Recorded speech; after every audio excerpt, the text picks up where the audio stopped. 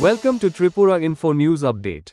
We are coming to you live from the vibrant BT College grounds in Agartala, where the much-awaited statewide Spring Festival is in full swing. This grand celebration of culture, colors, and traditions has brought together people from all across Tripura. And the highlight of the evening? The presence of our Honorable Chief Minister, along with other distinguished guests, making this festival even more special. From mesmerizing folk performances to traditional art displays, the festival truly captures the spirit of spring in its most beautiful form. Families, artists, and cultural enthusiasts have gathered here to enjoy the festivities, indulge in delicious local cuisine, and witness the rich heritage of our state. আমি কোনোদিন ভাবতে পারিনি যে ত্রিপুরাতে এরকম একটা বসন্ত উৎসব এভাবে এখানে হবে।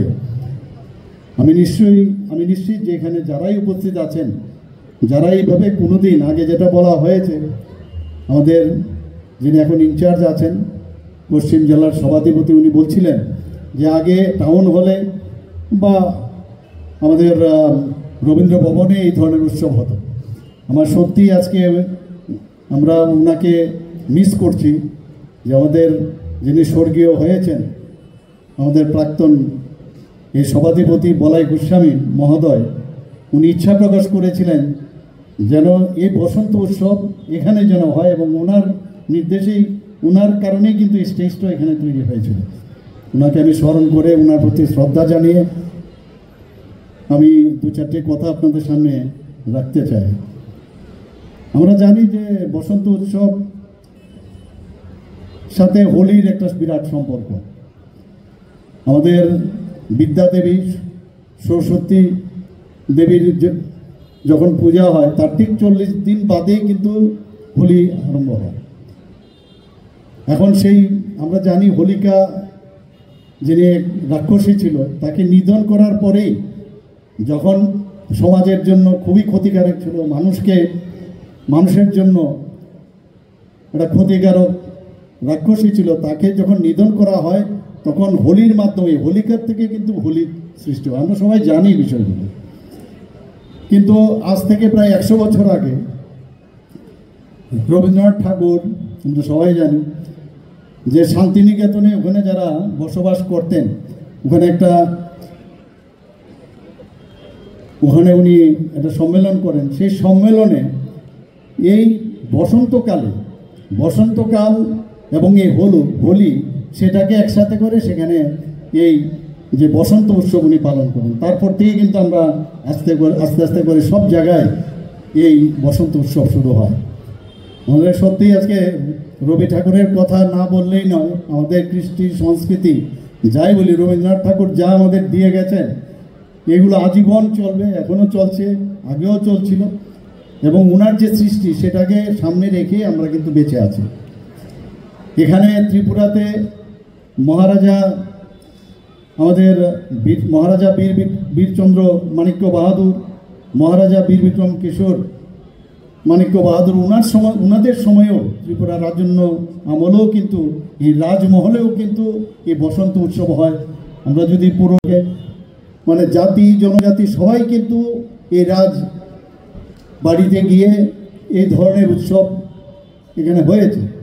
শুধু তাই নয়, ওনাদের যে লেখা, ওনাদের যে গান রচিত, এই মহারাজাদের যে রচিত সে ককবরক গান, সেটা কিন্তু এখনও ত্রিপুরাতে তখনও হয়েছে, গ্রামে গঞ্জে এই যে বসন্ত উৎসব সেটা কিন্তু তখনও হয়েছে, হোলি উৎসব করেছে, এবং সেইগুলো কিন্তু আমাদের ইতিহাস, এবং সেইগুলো আমাদের ভুললে চলবে না কোনো অবস্থায়। ত্রিপুরা সরকার আমরা চেষ্টা করছি। আমরা আগে দেখতাম যখন এই হোলি যখন হতো, যখন আমরা ধর্মনগর থেকে আসতাম ছোটোবেলায় একদম, তখন দেখতাম রাস্তায় রাস্তায় এই আমাদের জনজাতি যারা আছে, বিশেষ করে মণিপুরীদের মধ্যে আমরা দেখতাম যে এই রং খেলাকে নিয়ে ওরা মাতোয়ারা ছিল। সেইগুলো কিন্তু এখন দেখা যায় না, হয়তো বা একটু অন্য ফর্মে চলে এসছে, কিন্তু ওই যে মিউজিক, সেই মিউজিকটা কিন্তু অনেকটা মিস করি আমরা। আমাদের ত্রিপুরাতেও এখন এবার আমি দেখেছি, হোলির সময় আমি বেরিয়েছিলাম বহু জায়গায়, সেখানেও কিন্তু মানুষ উৎসবের আকারে কিন্তু এটাকে ওরা পালন করেছে। কিন্তু এই উৎসব পালনের মধ্যে আমাদের যে কৃষ্টি সংস্কৃতি পরম্পরা সেটাকে ধরে রাখা খুবই প্রয়োজন। এটার মধ্যে কোনো অবস্থায় অপসংস্কৃতি যাতে কোনো অবস্থায় না ঢুকে। এবং এই ধরনের আয়োজনে আজকে কিন্তু এত ভালো লাগলো যে আমরা সত্যি এখানে জনজাতি যারা আমার ছেলেমেয়েরা এসছে, আমাদের বাঙালিরাও এখানে এসছেন, মণিপুরেরও এসছেন।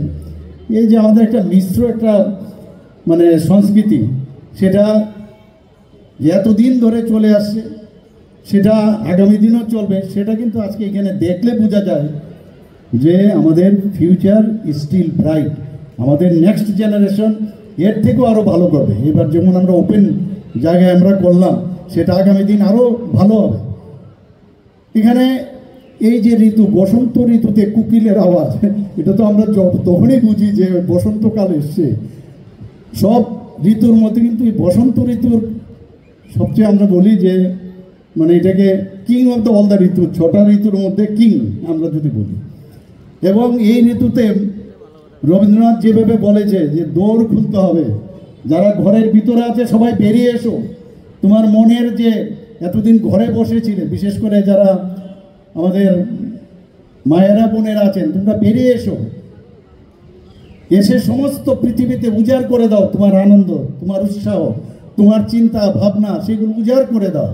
এই যে মানসিকতা, সেই মানসিকতা আমাদের রবীন্দ্রনাথ ঠাকুর আমাদের ইনস্টিল করেছে আমাদের মাথার মধ্যে। সেইগুলো আবার পুনরুদ্ধার আমাদের করতে হবে। আমাদের রাজন্য আমলও এই জিনিসগুলো রেখে রবীন্দ্রনাথ ঠাকুর এখানে 7-7 এসছে ত্রিপুরাতে। এমনিতে একটা কালচারের উপর ভিত্তি করে রবীন্দ্রনাথ ঠাকুরকে এর জন্যই বারবার এখানে আনতো। তৎকালীন সময়ে মহারাজাদের যেভাবে মানে রবীন্দ্রনাথ ঠাকুর ওনাদেরকে যেভাবে সম্মান করতেন, তদ্রূপ ওনারও রবীন্দ্রনাথ ঠাকুরকে সম্মান দিয়েছেন। সেই জায়গায় দাঁড়িয়ে আমরা কি দেখতাম, পূর্বতন সরকার এই মহারাজাদের নামই যাতে কেউ না নিতে পারে সে ব্যবস্থা করেছে। আমাদের সরকার আসার পর মহারাজাদের, বিশেষ করে জনজাতিদের যেভাবে আমরা সম্মান দিতে চেষ্টা করেছি, এখানে রাজীববাবু বলেছেন যে এবারের যে বাজেট হলো, আমরা এই বাজেটের মধ্যে বিরাট একটা অংশ শুধু জনজাতিদের জন্য, আমরা তাদের উন্নয়নের জন্য রাস্তাঘাট চলছি। এবং স্বচ্ছতার সাথে আমরা মানে কোনো অবস্থায় যে অস্বচ্ছতা আমরা কোনো অবস্থায় কম্প্রোমাইজ করব না, 0 টলারেন্স। আমরা সেই দিকে আমরা চলছি। মাঝে মাঝে খবর আসে এইদিকে সেই হচ্ছে, গার্জিয়ান আছে কিনা দিস ইম্পর্টেন্ট। কোথাও সমস্যা হতেই পারে, কিন্তু তার পরিবর্তে আমরা কিছু করছি কিনা, শাসন ব্যবস্থা আছে কিনা। আজকে যদি বলি এখানে না কোনো, এখানে মারপিট হবে না, কোনো জায়গায় ডাকাতি হবে না, চুরি হবে না, এটা কি সম্ভব হবে? তাহলে তো মানে কোনো আমাদের থানাই দরকার নেই। হবে, কিন্তু কত পার্সেন্টেজ আমরা যাচ্ছি কিনা, পুলিশ যাচ্ছে কিনা, আমাদের কনভিকশন হচ্ছে কিনা। তো সেই বিষয়গুলো আমাদের সরকার খুবই সংবেদনশীল। আমরা মহিলাদেরকে নিয়ে এত আমরা দেখি এখন 50% আমাদের যে পপুলেশন মহিলা, এবং তাদের ভবিষ্যৎ গড়ার লক্ষ্যে মহিলারা যদি সবসময়, আমাদের কেন্দ্রীয় নেতৃত্ব বারবার বলেন, মহিলারা যদি সশক্তি হয় তাহলে আমাদের সমাজ ব্যবস্থা হবে। আমরা যদি সেই বাজেটও আমরা উল্লেখ করেছি সেগুলো আমরা চাই। আগে কিন্তু আমরা দেখতাম না, এখন মহিলারা আসছে। এবং আজকের আমরা সমাজের সাথে যেমন আমরা চলবো, কিন্তু আমরা আমাদের সংস্কৃতিকেও বলবো না। এই বসন্ত উৎসবে সংস্কৃতির মাধ্যমে এই যে আমাদের কৃষ্টির সংস্কৃতি, সেটা পুতুল নাচই হোক, একটা সময় আমাদের পুতুল নাচ ছিল, একটা সময় আমাদের পল্লীগীতি ছিল, যাত্রা ছিল, আমাদের আইসিএ ডিপার্টমেন্ট থেকে সেগুলো পুনরুদ্ধার করার চেষ্টা করছে ওনারা বারবার এই ধরনের যারা, এবং তাতে যে মানে বেস্ট যে ট্যালেন্ট তাদেরকে খুঁজে বের করার চেষ্টা করছে। আমাদের এখানে ফিল্ম ইনস্টিটিউট হয়েছে এখন। আপনারা জানেন ত্রিপুরার একটা ছেলে আজকে কোন জায়গায় পৌঁছে গেছে, অস্কারের জন্য ওকে মনোনীত করা হয়েছে। ওনাকে আমরা ডাইরেক্টর, এখানে আমরা ওনাকে এখানে আমরা অ্যাপয়েন্টমেন্ট দিয়েছি। এবার আইফাতেও মানে বেস্ট রাইটার হিসাবে সে প্রাইজ পেয়েছে। তো ত্রিপুরার ট্যালেন্টের অভাব নেই। খুঁজে বের করতে হবে। আইসিআই ডিপার্টমেন্ট এই কাজগুলো করছে। আমরা পুরনো যে স্মৃতিগুলো আছে সেটাকে মন্থন করতে হবে এবং সেগুলোকে করে আমরা এই আনন্দের মাঝেও আমাদের যে মিলন এবং আমরা যে আগামী দিন একসাথে থাকার যে একটা ভাবনা চিন্তা, কারণ অস্থির থাকলেই কিন্তু মানসিক অস্থিরতা থাকলেই অস্থির থাকবে। আজকে মন কি বাত অনুষ্ঠানে মাননীয় প্রধানমন্ত্রীজি বলছেন আমাদের 21শে জুন আপনারা জানেন ইন্টারন্যাশনাল যোগা দিবস। আমি আহ্বান করব যারা কটূক্তি করে, যারা নেগেটিভ মাইন্ডেড, একটু যোগাটা করুন, তাহলে মাথাটাও ঠিক থাকবে, আগামী দিন নিজের মাথাও ঠিক থাকবে, তাহলে অন্য মানুষের মাথা আপনারা ডিস্টার্ব করবেন না। প্লিজ 1000 কোটি টাকা আমাদের যে টার্গেট আমরা রেখেছি এবং প্রতিবারই বাড়ছে। আগে 27,700 কোটি টাকা ছিল, সেই জায়গার মধ্যে আমাদের আরিতে রিভাইজড যে বাজেট সেখানে দেওয়া গেল সেটা 30,000 কোটি টাকা হয়েছে। অর্থাৎ আমাদের প্রবৃদ্ধিটা দেখুন কোন দিকে যাচ্ছে। আমরা ইনফ্রাস্ট্রাকচারে প্রচুর আমরা টাকা আমরা রেখেছি আমাদের বাজেটে।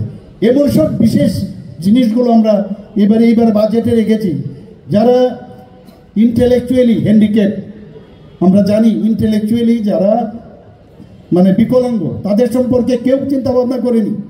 এই বাজেটের মধ্যে আপনারা চিন্তা করুন যাদের বাড়িতে ইন্টেলেকচুয়ালি বিকলাঙ্গ আছে তাদের কি অবস্থা, তাদের ভবিষ্যতের কথা চিন্তা করে আমরা 5,000 টাকা করে আমরা এই বাজেটে রেখেছি। সারা জীবন তারা পাবে 5,000 টাকা করে। কেউ যদি আগে কেউ পেয়ে থাকে তাহলে আগে 2,000 পেলে সেটা মাইনাস হয়ে 3,000 হবে। তাদের কথা চিন্তা করতে হবে, তাদের জন্য একটা পার্ক করার জন্য যারা এই ধরনের ইন্টেলেকচুয়ালি রিটার্ডেড, যাতে গিয়ে এরকম একটা মনোরম পরিবেশে গিয়ে তাদের ইন্টেলেকচুয়াল যে মেন্টাল যে সমস্যা সেটা যেন আরও ডেভেলপ করা যায়, তার জন্য আমরা এই বাজেটে আমরা রেখেছি। আমরা দেখেছি, আমরা নিজেরাও গেছি আমাদের ছেলে মেয়েদেরকে নিয়ে, যখনই 12th ক্লাস বা 11th ক্লাসে উঠতো, বিভিন্ন যারা অলরেডি যারা ভালো টিচার তাদের বাড়িতে আমরা দৌড়তাম। একটা বাড়ি থেকে বেরে স্কুটার দিয়ে গিয়ে আরেক বাড়িতে যেতাম, একটা দুর্বে টিচার। উনি সেটাও বলছেন না শুধু গরিবেরই খালি উন্নয়ন হোক, সমস্ত খেটে খাওয়া মানুষ, সে কৃষকেই হোক, অন্নদাতা আমাদের যুবক হোক, মহিলা হোক, সবাই উন্নতি উনি চান। তো এই ধরনের মানসিকতা কিন্তু আগে আমরা দেখতাম না, এবং একটা ডিভাইড অ্যান্ড পলিসি করে এই চেয়ারের উদ্দেশ্যে যা খুশি তাই বলার আমরা দেখছি। আমরা দেখেছি কংগ্রেসের সময় একই অবস্থা, ইউপিএর সময় একই ঘটনা। আমাদের আজকে সুরক্ষার দিকে যদি আমরা চিন্তা করি, আমাদের হাজার হাজার বর্গ কিলোমিটার আজকে চাইনা আমাদের নিয়ে গেছে। তৎকালীন সময়ে কোনো চিন্তা নেই, পাকিস্তান থেকে এসে আমাদের ভারতবর্ষে আমাদের পার্লামেন্টে অ্যাটাক করেছে, আমাদের সোলজারদের গলা কেটে ফেলতো, আবার এখানেই ফেলে যেত। বোম্বের ঘটনা আপনারা জানেন, কথায় কথায় নর্থ ইস্টের অবস্থা কী ছিল। আজকে রাজীববাবু বলছেন যে এখানে শান্তি প্রতিষ্ঠিত হয়েছে, নিশ্চয়ই হয়েছে, কিন্তু এটা কার জন্য হয়েছে? নর্থ ইস্টে আগে আমরা যেতাম তখনই মনে হতো যে কি জানি হবে, সেখানে রেলওয়ে স্টেশনই হোক, রাস্তায় হোক, কখন যে বোম ব্লাস্ট করবে নোবডি নিউ ইট। সেই জায়গায় প্রধানমন্ত্রী 2014-তে আসার পর বলছে অ্যাক্ট ইস্ট পলিসি। অটলজি বলছিলেন যে আমার নর্থ ইস্টকে আমার দেখতে হবে, সেই জায়গায় উনি বলছেন যে অ্যাক্ট ইস্ট পলিসি। আজকে নর্থ ইস্টের শান্তি প্রায় 11 থেকে 12টা অ্যাকর্ড হয়েছে টেররিস্টদের সাথে, সেখানে আজকে শান্তি প্রতিষ্ঠিত হয়েছে। সেই রকমভাবে ত্রিপুরাতেও 3 থেকে 4টার মতো অ্যাকর্ড হয়েছে, আজকে আমাদের সাথে কথাবার্তা চলছে। সমস্ত টেররিস্টরা আজকে তাদের হাতিয়ার আমাদের সামনে, মাননীয় প্রধানমন্ত্রীজির সামনে, আমাদের যিনি স্বরাষ্ট্রমন্ত্রী আছেন অমিত শাহজির কাছে সারেন্ডার করেছে। এখানে এসে আমার মুখ্যমন্ত্রীর কাছে ওরা সারেন্ডার করেছে, আপনারা নিজেরা দেখেছেন। এই অ্যাকর্ডে আমরা বলতে পারি ত্রিপুরা এমন এক জায়গা, টেররিস্ট মুক্ত ত্রিপুরা আজকে আমরা দাবি করতে পারি। শান্তি যদি না থাকে কোনো অবস্থায় ডেভেলপমেন্ট হবে না। এখানে আমাদের বিধানসভা চলছে, সে বিধানসভার মধ্যে আমাদের যে বাজেট সেখান থেকে পেশ হওয়ার পর অর্থমন্ত্রীজি পেশ করেছেন, সেটা পাশ হয়ে গেছে গত পরশু দিন। ডেভেলপমেন্ট হোক, সব দিকে আমরা কিন্তু বিরাট একটা অঙ্ক তাদের জন্য আমরা রেখেছি। কেউ কাউকে বাদ দিয়ে হবে না, আমরা একসাথে চলবো। সেইভাবে এই যে মিশ্র যে সংস্কৃতি, আমি নিশ্চিত যে এখানে আগামী দিনে যে আমাদের সংস্কৃতি আছে, সেটা মণিপুরীদের সংস্কৃতি হোক, বাঙালিদেরই হোক, বা যারা জনজাতিরা আছেন তাদের অনেকগুলো সংস্কৃতি।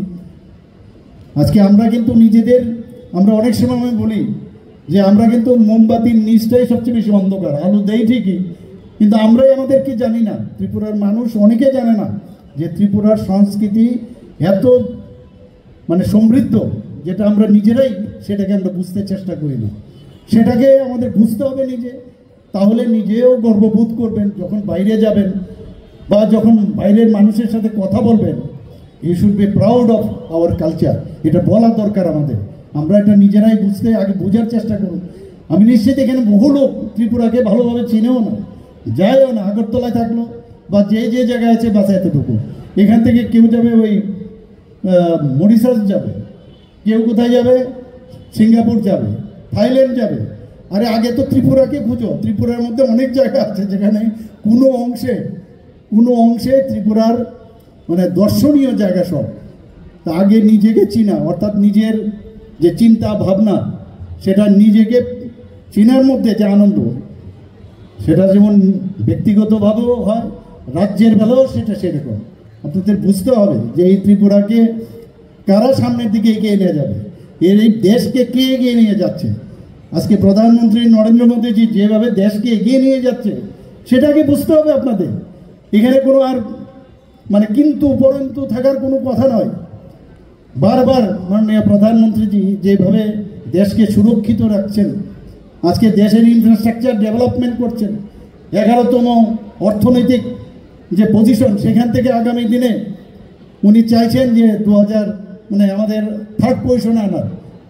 একদিকে অর্থনৈতিকভাবে সুরক্ষার ক্ষেত্রেই বলো, আমাদের সোশিও ইকোনমিক্যাল স্ট্যাটাসই বলুন, গরিব, এতদিন ধরে আমরা গরিব মানুষদের জন্য আমরা অনেক সরকার দেখেছি, গরিবের জন্য মায়া কান্না, সেই কুম্ভীরাশ্রু আমরা দেখেছি। কিন্তু সত্যিকারের অর্থে মাননীয় প্রধানমন্ত্রীজি যেভাবে প্রতিটা প্রকল্প, যা প্রকল্প হয় সবকটা প্রকল্পই দেখা যায় গরিব মানুষ, আম জনতার জন্য করেছেন। কারণ উনি একটা চাইওয়ালা ফ্যামিলির থেকে উনি এসছেন, আমরা সবাই জানেন। এবং প্রধানমন্ত্রীজি বলছেন যে এখন মানে বিভিন্ন জায়গায় যে আমাদের বৈশাখী অনুষ্ঠান হচ্ছে, বিভিন্ন নামে বিভিন্ন জায়গায় আমাদের ভারতবর্ষে, নামটা আলাদা, কিন্তু ওনার কাছে চিঠি দিয়েছেন এবং বিভিন্ন নামে চিঠি দিয়েছেন। উনি বলছেন এই যে চিঠিগুলো আমি পেয়েছি, এতে কিন্তু শুধু চিঠি পাওয়া না, এই যে মানে এর মধ্যে এত আমাদের ভারতবর্ষের মানুষ বিভিন্ন সংস্কৃতিতে বিশ্বাস করে, ইউনিটি ইন ডাইভার্সিটির পরিচয় সেটার মধ্যে পান। অদ্ভুত, আপনি সেটা দেখেছেন আজকে এক একবার উনি বলছেন। এবার কি বলেছেন যে আমরা জানেন, আমরা কিছুদিন আগে প্লাস্টিকের কথা বলেছি, প্লাস্টিক রিসাইক্লিং। কিছুদিন আগে আমরা বিকে রোডের একটা রাস্তা টেস্টিংয়ের জন্য, সেখানে আমরা আরও কয়েকটা রাস্তার মধ্যে ট্রাই করছি, সেটা প্লাস্টিককে মিশিয়ে আমরা রাস্তা বানিয়েছি। তো উনি এবার বললেন যে ছোট ছোট যে কাপড়, সেগুলো ফেলবেন না আপনারা, সেটাও আমাদের ইকোনমিক্যাল যে একটা সাইক্লিং, সেটাও কিন্তু আমাদের লাভ হবে। এবং এরকম সুন্দর সুন্দর জিনিস, তো এটা কখন আসবে? এই ধরনের ব্যক্তিত্ব যখন আমরা পাবো এবং এত সুন্দর সুন্দর চিন্তা ভাবনা করেন। আমি আশা করি যে আজকের এই রাজ্যভিত্তিক যে বসন্ত উৎসব, আমি ধন্যবাদ দেব এই কমিটিকে এবং আমাদের ত্রিপুরা সরকারের ইংলিশ, এই 5টা সাবজেক্ট, 4-5টা সাবজেক্ট যেন বেস্ট থেকে বেস্ট টিচার থাকে, যাতে করে দৌড়তে না হয়, একটা জায়গার মধ্যে সব ইন ওয়ান আমব্রেলা সব পড়াশোনা করতে পারে। তো এই ধরনের আমরা চিন্তা ভাবনা, আমি কয়েকটা উদাহরণ দিলাম কেন, সমস্ত বিষয়ে, সেটা কৃষিক্ষেত্রেই হোক, আজকে খেলাধুলার ক্ষেত্রে হোক, সব দিকে। আগামীকালও আমরা অনেকগুলো একসাথে আমরা এখানে সিনথেটিক ট্র্যাক ওপেন করতে যাচ্ছি বাজারঘাটে। ওখানে আমাদের hockey ground, synthetic hockey ground, football ground আমরা ওপেন করতে যাচ্ছি। এর আগে 7টা আমাদের এই যে সিনথেটিক টার্ফ ফুটবল গ্রাউন্ড আমরা ত্রিপুরাতে করেছি, আরও 1-2টা আরও করছি আমরা। এখানে নতুনভাবে আরও এই ভোলাগিরির সামনে আমরা বেশ বড় করে একটা এই খেলার জন্য একটা স্টেডিয়াম আমরা করার চেষ্টা করছি না। মানে আমি যদি বলি একটার পর একটা বলতে লাগবো, এই যেই কারণে এমন কোনো ইস্যু নেই যে ইস্যুগুলোতে আমরা অ্যাড্রেস করিনি, যে কারণে বিরোধীদের কাছে আর কোনো ইস্যু নেই। এখন ওনারা চলে যান, বেরিয়ে যান, ওদের কাছে কোনো ইস্যু নেই। সামান্য একটা কথা শব্দটাকে টুইস্ট করে তার উপর ভিত্তি করে বেরিয়ে গেছেন, কারণ জানে ওনাদের স্টক শেষ, কি বলবে। আবার আমার কাছে অদ্ভুত লাগে, আমি আহ্বান করলাম আসুন বসুন, তারপর বলুন। মানে সবসময় একটা নেগেটিভ টক করার যে একটা বিষয়, যে মুখ্যমন্ত্রীকে ধন্যবাদ যে উনি যে আমন্ত্রণ করেছেন, কিন্তু মনের থেকে করেছেন কিনা জানি না। অদ্ভুত, এ কি অদ্ভুত। মানে বলা, তাহলে আমার মন খুলে আমার হৃদয় দেখিয়ে বলবো আসুন, আমার হৃদয় দেখে যান। মানে প্রতিটা কথার মধ্যে নেগেটিভ। আর কংগ্রেসের তো কথা বলে লাভই নেই, লম্ফ জম্ফ নানা রকম এমন সব অ্যাক্টিভিটি করে বলে, কি বলবো আর ওদের। এই হচ্ছে রাজনীতি। আমরা এবং রাজনীতির সাথে সমাজ ব্যবস্থাও একসাথে যুক্ত।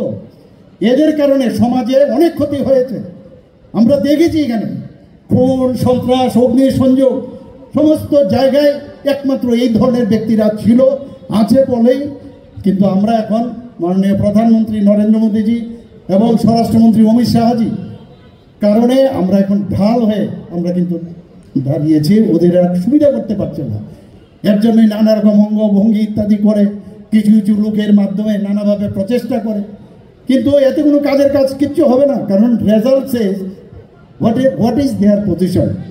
আমরা দেখেছি প্রতি জায়গার মধ্যে মানুষের সমর্থন হারাচ্ছে, 100 ক্রস করে না, আর একজনের তো 9টার সাথে ওরা কম্পিটিশন করছে। তো সেই অবস্থার মধ্যে এদের কথার এখন কোনো মানুষ কোনো অবস্থায় গ্রহণ করেন না। আমি অবাক হই যে কি রাজনীতি, কি সমাজ ব্যবস্থা ওরা চেয়েছিল। মাননীয় প্রধানমন্ত্রী নরেন্দ্র মোদীজি এসে এটাই বলছেন যে আমরা সমাজ পরিবর্তন আমরা চাই। পণ্ডিত দীনদয়ালজি যেটা চিন্তা করতেন এবং সেই কাজটাই উনি করছেন। পুরো রাজনীতির পরিভাষায় পাল্টে দিয়েছেন মাননীয় প্রধানমন্ত্রী নরেন্দ্র মোদীজি। এবং মানুষ যে কারণে আস্থা আছে, একটা ট্রান্সপারেন্সি সরকার যাকে বলে। Subscribe to Tripura Info and press the bell icon so that you never miss any latest updates and news on Tripura.